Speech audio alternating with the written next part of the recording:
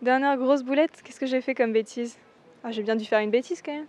Ah si, ma dernière grosse boulette, j'ai laissé l'eau du marcheur allumée pendant 1 heure, c'était inondé.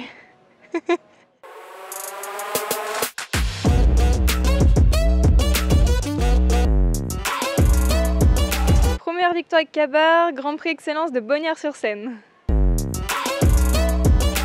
Aujourd'hui, gamine de Riverland dans les 4 ans.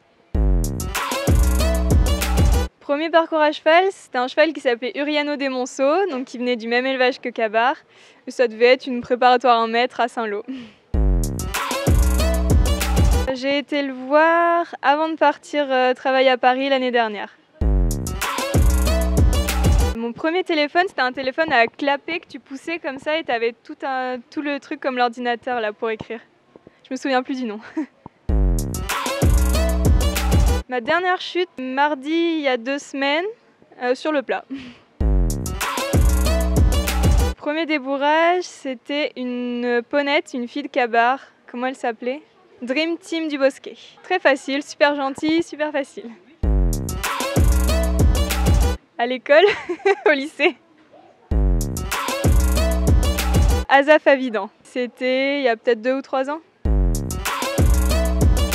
Hier soir, après les épreuves.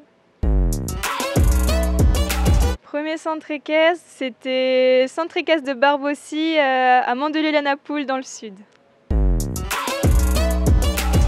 C'était à toi pour qu'on se retrouve.